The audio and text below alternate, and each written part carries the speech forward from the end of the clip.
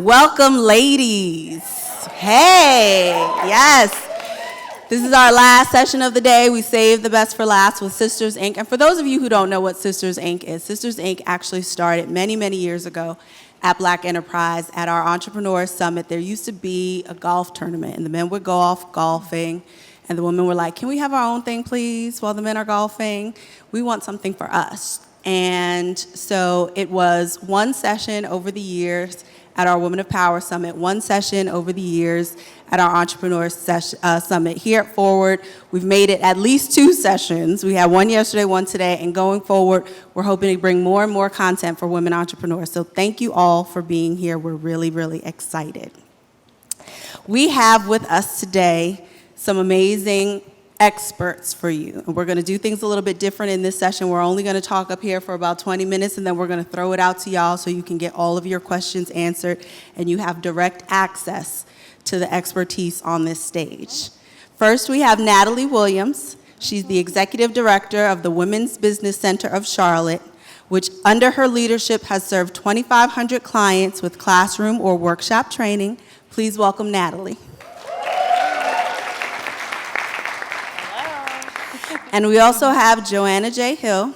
She's the Chief of the Office of Business Development for the Minority Business Development Agency, which last year awarded nearly $1 million to, programs for women of color entrepreneurs. That's awesome. Yes, clap for that. So ladies, I want to give you a chance to tell the women in your own words what you do and why you do it. Okay, I'll start. I want to go back to that golf. I think as women business owners, we should be included in that. Yeah. That's where a lot of deals are made. But I have been with MBTA for nearly 2 decades now. I have spent my life pretty much working with minority-owned businesses. I started my career right out of college with the FDIC. Soon after that, I went to work for a minority-owned bank. That's where I really got introduced to minority businesses and understanding some of the needs of those businesses, particularly as it related to access to capital. Shortly thereafter, I joined MBDA. And I do what I do because I love, first, being a public servant and giving back. I enjoy seeing the success of the companies that we work with nationally and helping them to realize, lifelong dreams of creating jobs and creating wealth in our communities. It's very gratifying for me, and at a top line, that's why I love doing what I do. Great. Well, I have been working in the supply diversity space for probably maybe 10 years now. I started out with the Carolinas Virginia Minority Supply Development Council as a director of operation for 8.5 years, seeing the state of small businesses and how it relates to D&I and supply diversity. I was approached with this opportunity to run the Women's Business Center about 3 years ago. And so I said yes, because it was a call from God. It's my assignment. And it's my assignment because I have a heart and a passion for women. And I want to see us succeed, but not only just to succeed, but to be empowered as we are succeeding. I'm very competitive. I always tell my clients that. They all know that, right, y'all? I'm very competitive, and just to see the trials and the tribulations and the challenges that so many women have to go through, it's very disheartening. So my why is because of them. My why is because of you. My why is because of me. I have a granddaughter and have a daughter, and I want us to be very successful. And there's things that are out there, resources that are out there that we just are not tapping into. So my why is so that women will know that they are not alone.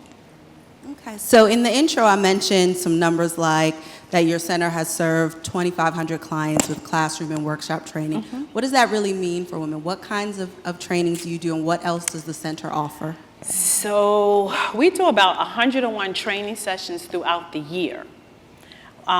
We do anything from marketing. First, let me say this, though. We are very blessed in the Charlotte region. I have subject matter experts that just pour into my clients. That is just unheard of. We do marketing, we do HR, we do financing. One of my biggest pet peeves is financing. The other session that you had here earlier, the gentleman was talking about making sure you know the numbers. And so often as women, we get a little intimidated by the numbers. And so we do sessions on women in financing, how to read your balance sheet, your profit and loss statement, because we're talking about being sustainable, right? That's the only way together we're going to be sustainable. So we do sessions on that. We have Six Sigma overview classes. We do small business executive academies. And I do the academies because I want to do a mindset change for us. Because oftentimes we have a product. We love what we do. We have this product. But we don't see ourselves as that C-suite person. We don't see ourselves as that CEO, but we are. And we don't even refer to ourselves as that. So I started a small business executive academy so that women can have that mind change and that thought pattern and say, you know what, I am the C-suite level person of this business. So we do about 101 trainings, and then I have about 5 or 6 signature programs that we do. So we've only been around for 3 years, and we trained about 7,000 people within the 3-year period.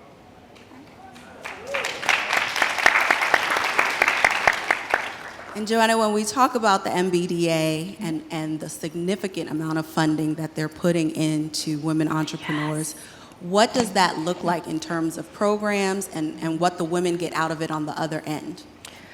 Yes, so at MBDA, we have a footprint of roughly 70 business programs nationally. 35 of those are entities that provide partners that provide access to contracts, capital, and market opportunities. Market opportunities being emerging domestic opportunities as well as global market access. So if you are interested in exporting your products and or services, we help with that. If you were downstairs at the Biz Hub, you probably saw our Chicago MBDA Export Center, who's here with us today. But we generate last year roughly $6 billion in opportunities for business owners, many of them women business owners.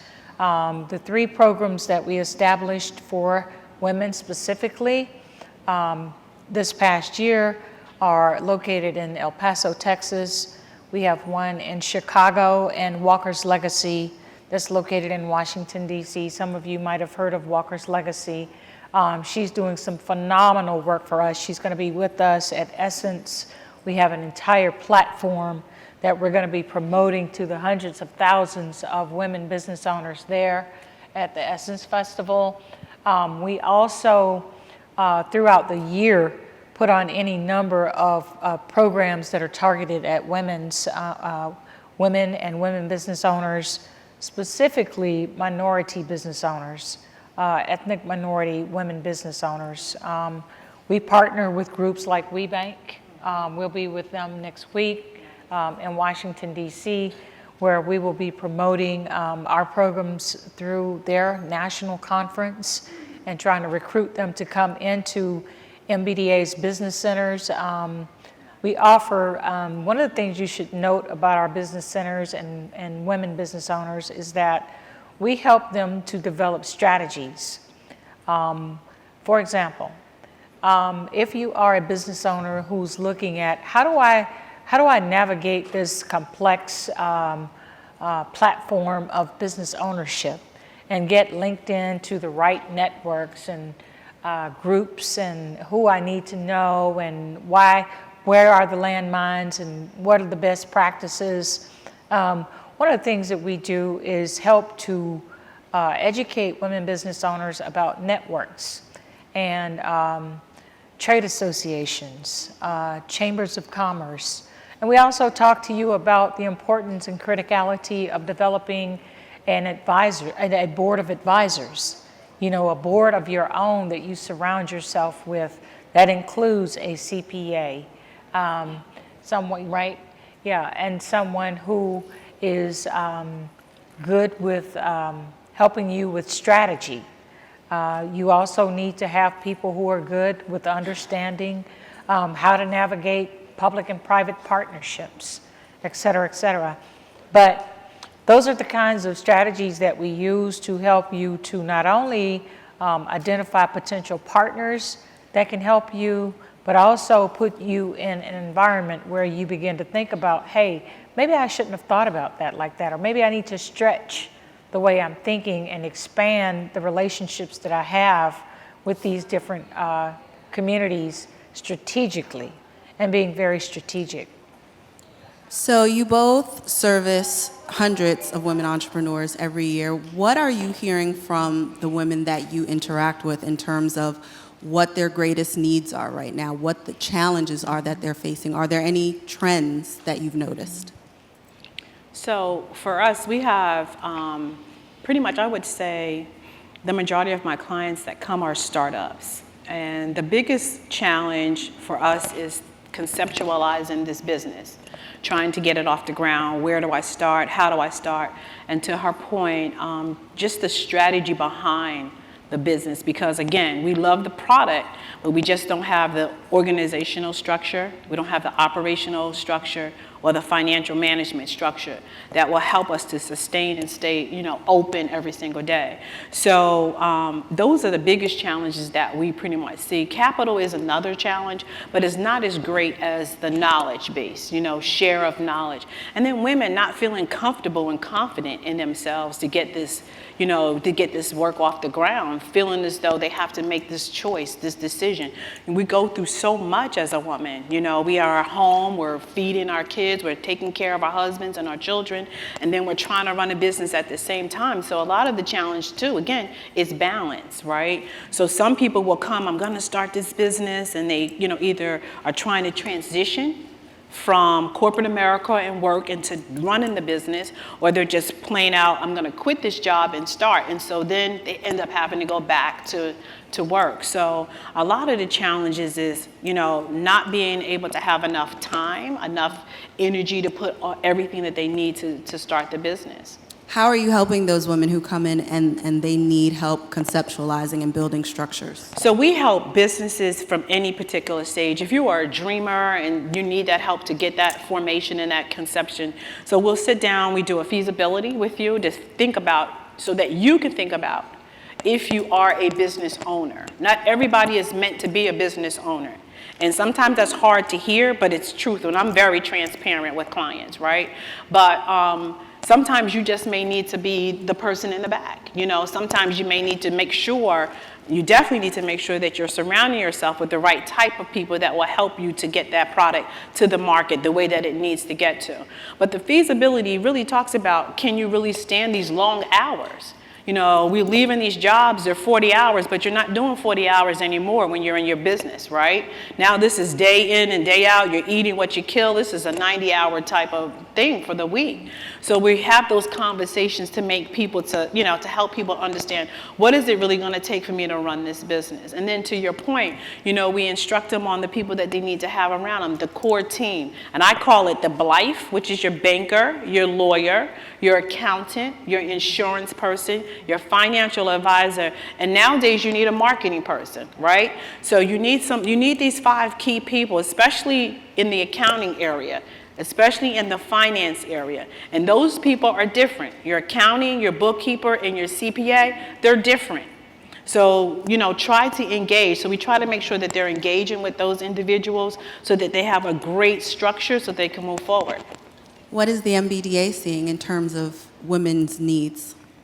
Well, our client base is, we used to, back in the day, 50 years ago, we're celebrating our 50th anniversary this year as an agency. Yeah, and we've evolved as an agency, so we had to differentiate our business model from doing what the Small Business Administration does to targeted more at companies that are at $1 million or more in revenues. If you're at $500,000 or more and you have exponential growth potential, great. We love companies that are again creating jobs, moving the needle, going after bigger contracts, that are looking for teaming arrangements, partnerships where they can leverage their core competencies to partner with another company to go after some of these contracts that are being let within the public and private sector That's what we do. And so the challenge that we see within that group, that sweet spot, is access to capital. They're like, look, I've got a bank line of credit, I've got the traditional bank, financing. What I need is equity. They're either looking for equity to grow their business, to propel it to the next level, or some other alternative source of capital. Now, you might have heard horror stories about accounts receivable financing. That's a great tool if you need cash flow. For example, let's say you have a business and you finally landed that contract with the city of Charlotte, since we're in Charlotte. You got a $250,000 contract, and that's reasonable, right? You got a $250,000 contract. You've got to get things up and running, but you don't have, you pretty much tapped out on your line of credit, can't borrow any more money, but bingo, here's this accounts receivable finance company that has competitive rates, that are not going to gouge you and overcharge you like a loan shark, but you can build in the cost of doing business into your proposal so that you help to shrink the cost of capital, right? That's a smart and savvy way of doing business. And that accounts receivable financing, what it does is it affords you the opportunity to have real-time cash flow so that when you generate that invoice for the services you provided for that $20,000, if they can give you 80%, 85% of that funding that you need now to make payroll and to continue to execute on that contract, that's smart. And knowing the different types of financing, that's vehicles and tools and resources that are available as you grow and expand your business is really important. Because once you get beyond, again, the friends and family, the traditional bank loan, the line of credit, you're going to get to a point where you need cash flow. And when you get to that point where you need cash flow, that's where the AR financing becomes available. And then we can help you with the venture capital. If you're interested, I think one of the young ladies earlier was here talking about she's a venture capitalist. That's something that we love as well. We have a partnership with the National Association of Investment Companies, which is the preeminent minority-owned equity trade association in America. But we do a lot of that through our national network of programs. And I would ask you that as you continue to grow and expand or go into business for yourself, know these resources and tools, know the cadre of resources that are available to you, both traditional as well as alternative sources of capital. I think a lot of times when entrepreneurs come across a problem and they get stuck, they don't know where they should turn first. Mm-hmm. If there was one place that you should tell people, this should be your first call or your first visit, your first website, where should people go first for help? To me. No, I'm just kidding. The SBA. The SBA is the actual resource that helps to provide a lot of assistance to small businesses via website. There are some free training opportunities directly. You can self-teach yourself anything from the SBA website. So that's www.sba.gov. It's a plethora of information, anything from your researching tools to how to start a business, how to write a business plan. Everything is right there at your fingertips, right there. And the certification. So if you're looking to become a woman-owned certified business, a WSB, that too is right on the website, as well as the set-aside grantee account numbers. And we can talk about that later, but if you're looking to be, available for government contracting opportunities as a WSB or DBE, SB, whatever you choose, there are numbers and information directly on that website that lets you know that, hey, we're looking for someone in this particular commodity. Joanne, do you also think the SBA should be their first stop? Yes, they have over 1,000 small business development centers across the nation. I've had clients who started with them that have grown through that system. You know, they have the partnership with the Service Corps of Retired Executives. I don't know if you've heard SCORE. You We have SCORE coaches here. Yes, wonderful. Yes, exceptional. But the SBDCs love startup companies, and they are excellent. You know, as Natalie indicated, they have free training. They're going to give you the kind of one-on-one time that you need to help spend the quality time that you're going to want to have someone talk with you about. And then to have those SCORE executives there who are like executives that have worked in corporate America with business owners to offer you free counseling is priceless. So Joanna, you mentioned accounts receivable financing earlier as something that is maybe misunderstood. If each of you could give one example of a resource that you think is really commonly overlooked, a very underused resource. Funding resource? Any kind. Oh. I would say as a business owner, some of the things that I think are overlooked are people that are within your network around you. I talked about the board of advisors. There are a lot of folk out here that want to offer pro bono services to individuals that are looking to start, grow, or expand a business. Free business counseling.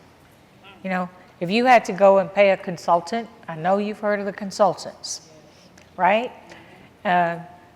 I'll help you, but that's going to be at least $50 an hour. And you're trying to get started.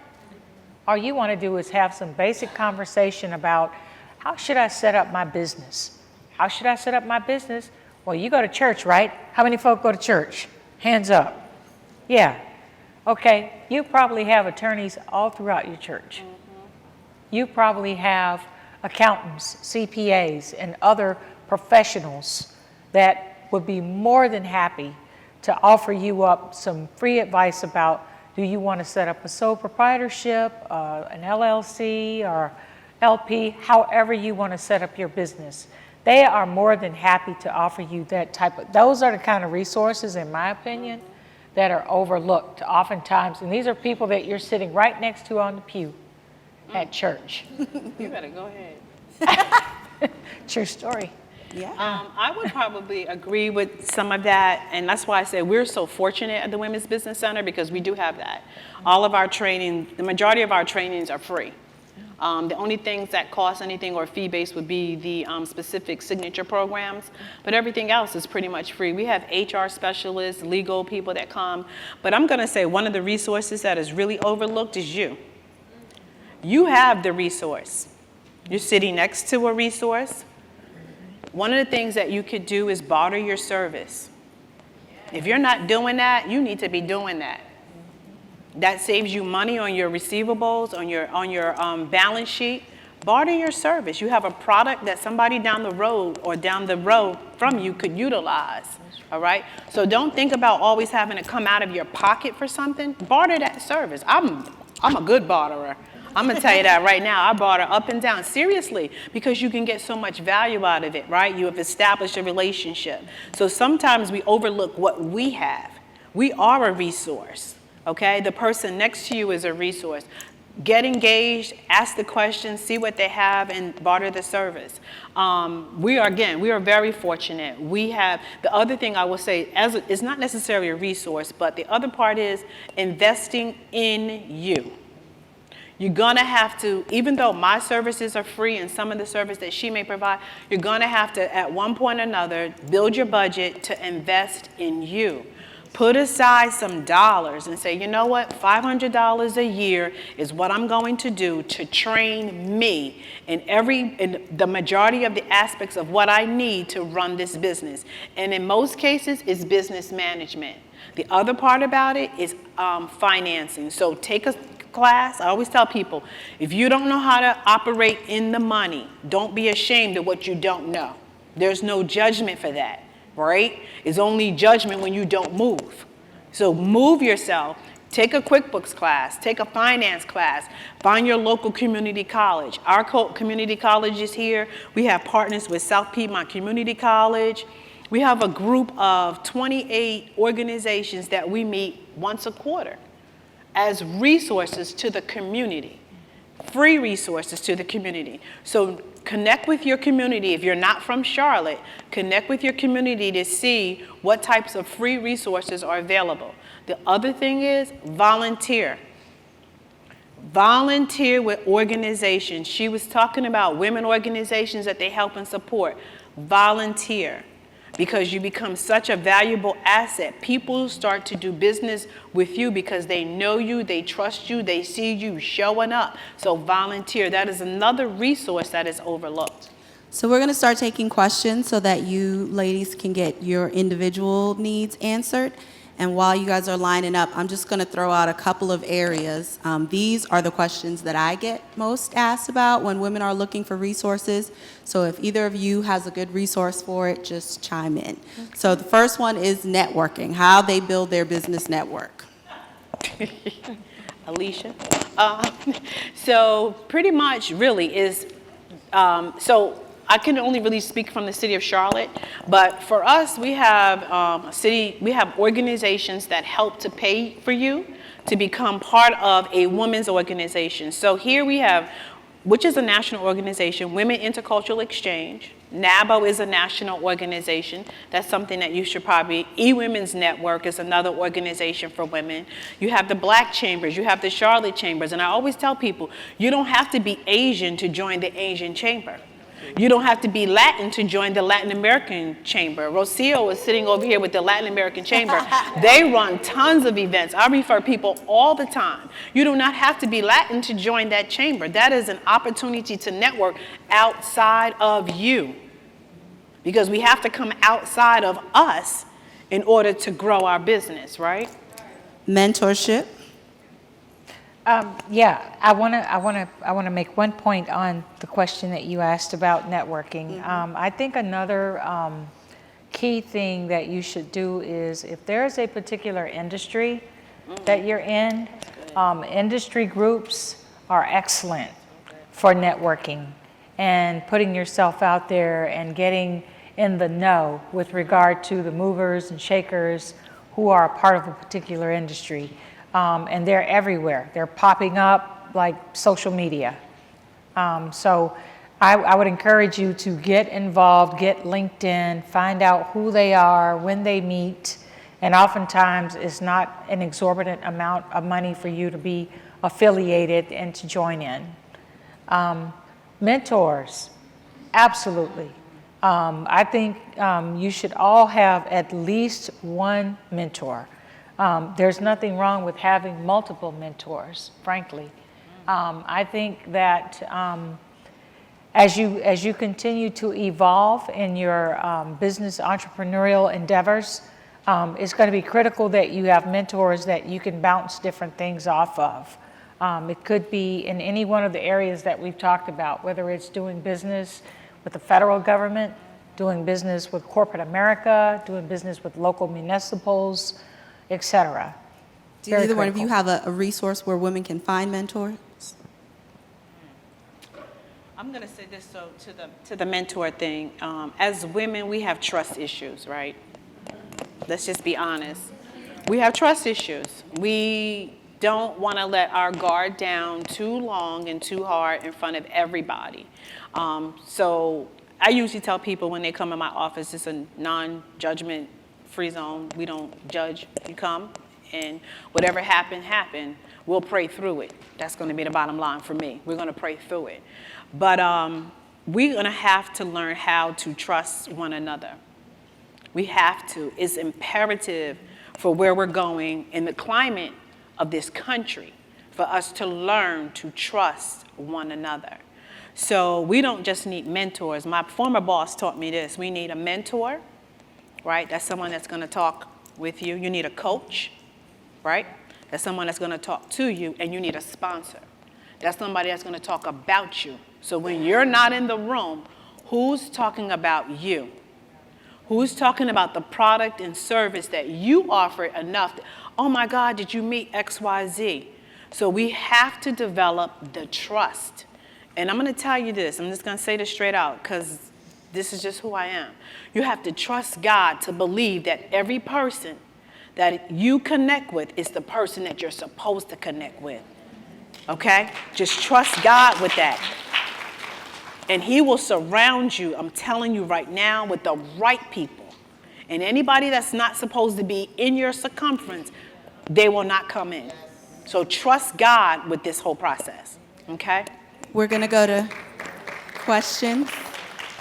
Hello, ladies. I'm Tip Jones. I created ownhers.com. It's an online directory and marketplace for Black women entrepreneurs. I created it because I spend 94% of my money with Black women-owned businesses whenever I plan an event. The issue that I found was that there was no repository freely accessible by the public to find these vast Black women entrepreneurs. However, now the platform has been created. It's been created for 18 months. How would you recommend that I get them to actually buy into the vision and actually thwart those trust issues by wanting to do business with one another, because that's what the platform is built for?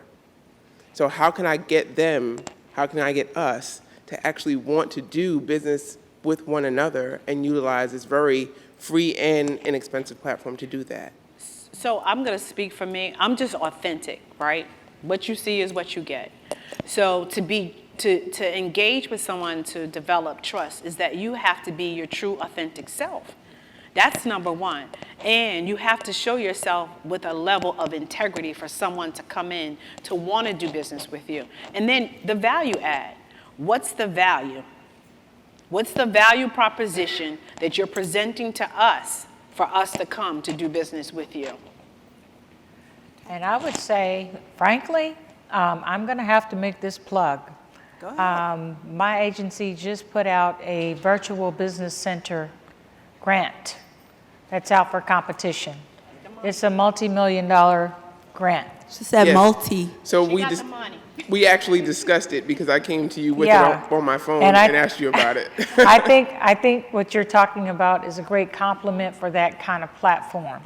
That is one of the reasons why we're going virtual, along with everything else. We're those 70 footprints that we have nationally, we're going to be piloting through a virtual business center platform to see how we can offer this programs, services, resources virtually. So more to come on that. Can I ask Thank one you. question? So do you have to be $500,000 to be a part of that?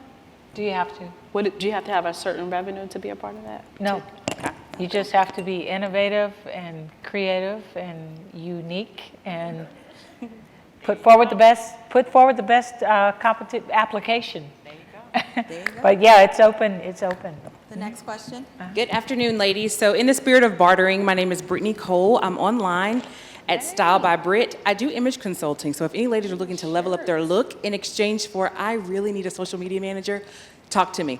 So with regards to my question, I absolutely loved what Butch shared yesterday about collaboration and how as Black businesses, we don't see enough of it. We want to be the owner and the CEO of our $100,000 business instead of coming together. So much like the conversation we're having here.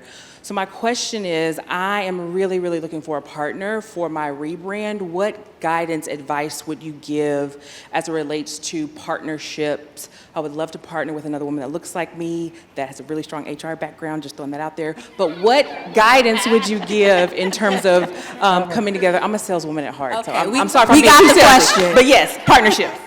You want to take it first? So what was? What guidance would you give Guidance her in for looking for a partnership? partner. Looking for, well, I'm always thinking numbers. That's just what I do. I think numbers. So anybody looking to partner with anyone, always make sure that the person that you're partnering with, that you can mesh those numbers together from an accounting, financial standpoint, right? I had a couple of people call and say, I'm going to do a joint venture. And I was like, well, do you know what type of accounting function that they have? And they were like, no. So really get to understand the partner that you're going after. And if it's a part of your business plan that you have designed, right, and the structure of the business, if it's going 3 to 5 years, understand what the capacity is that you need that partner to be. Like you just said, is it going to be an HR person? Is it going to be an operations person? Is it going to be someone in business development? So that requires us to look at the plans that we've designed How many people in here have a business plan? I love everybody. Excellent. That's beautiful. That's awesome. That's awesome. So revisit your plan and look at where you're trying to take your business and how far you want it to go. And then make sure, like I always tell people, even if you're interviewing an accountant or a lawyer, interview 5 people. Interview 5 accountants, interview 5 lawyers, and make sure, thank God if there's accountants and lawyers in here, I love you, but make sure they know your industry. Right? Because just because they're an accountant doesn't mean that they know the manufacturing industry or the consulting industry. They may know something totally different and jack you up at the end of the day and you didn't even know. Right? So make sure they know your industry. The same thing is for the lawyers. Make sure someone knows your industry. So when you're making, from my perspective, if you're making a partner deal, make sure you understand everything that you need to know about that business. Make sure you have a lawyer that is involved in that negotiation. Right? Because you want to make sure at the end of the day, if you guys have one brand and it's trademark and you leave and that person leave, who gets the brand? Who gets the name? And at the end of, we're like, oh, it's my cousin. Doesn't work that way.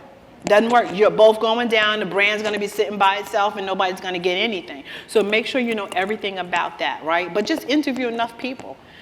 Seek them out. See what skill that they have and what can they bring to you that adds value to your business. The next Did question. I answer you? Yeah. We're going to get the next question. Hey guys, forgive me I'm just a tad bit nervous. I'm here with my little brother. His name is Jared Maddox. He opened a DLS and he's a clothing brand business. Can you talk a little bit? Can you talk up? We can't hear you. Hey guys, can you hear me now? Yes. Okay. I'm here with my brother. His name is Jared Maddox and he has a clothing brand business that he just started up. I took a year out of school to figure out what I really wanted to do in life. Do you guys have any tips for anybody that's trying to figure out how to choose an idea and stick with it to start a business? How to choose an idea to start a business? Because I've had multiple ideas, and all through high school, people telling me, "Oh, that's really good. You should start that and choose that." But I've always had I think you multiple need ideas. Natalie's feasibility. Yeah. Okay. Yeah, that would be your first start. Would you start with the feasibility? Can you run a business? And then look at the particular products and services, whatever. But I will say this: a lot of us, how many people in here are solopreneurs? So he talked about that yesterday as well, right? So one of the things that really is a burden on my heart, there's dollars and money that is just floating throughout many cities, but we're not tapping into it because we're not in the right industry, right?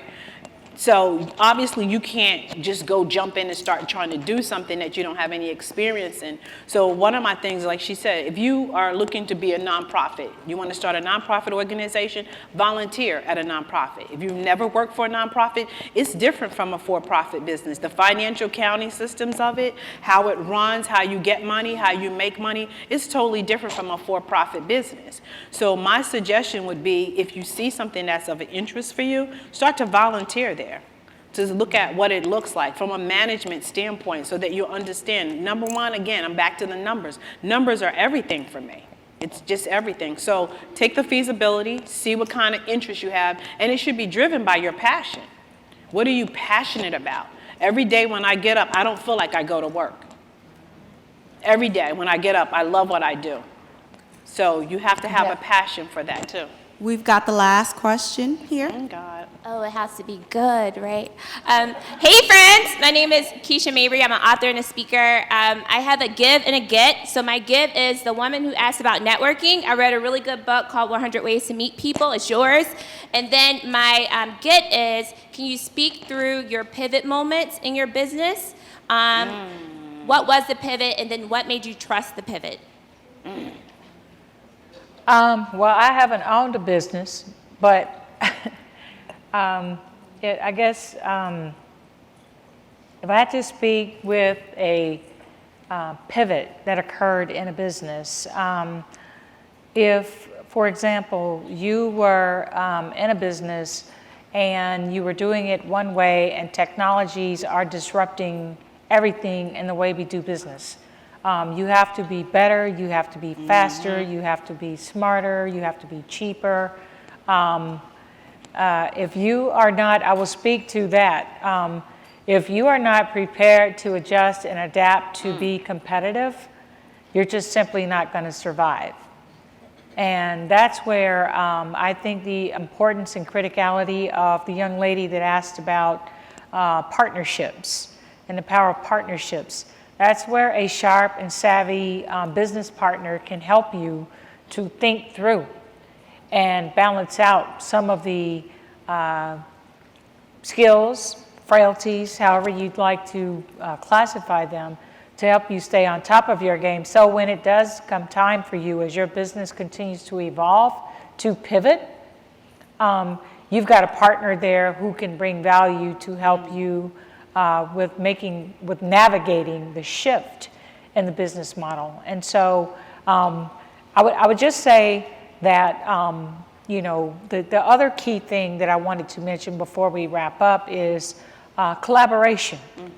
We talked about partnerships, but collaborating again within the industry, collaborating within networks where you can bounce ideas off of folk, you can get research, insight on best practices, what are the emerging industries and trends of the future. If you're in technology, you should be following the Gartner hype curve. That's going to let you know what are the new and futuristic technologies going to be. How do I need to be posturing myself if I'm going to be in a particular industry? Everything is going to be driven by innovation. And so partnering, getting engaged, collaborating with folk, it doesn't even have to be within necessarily the exact same industry. It could be a complementary industry, or it could be a spin-off of an industry that you're interested in. Think broad and think deep and stay educated. If there's anything I leave you with, please stay educated. Read, read, read. Read the industry magazines that are available, do your research, and stay on top of being educated on industries that you feel you're interested in, and get involved with the industry and trade associations. Well, on that note, I'm going to thank Natalie and thank Joanna for sharing all this knowledge with us, and thank you all. Thank you.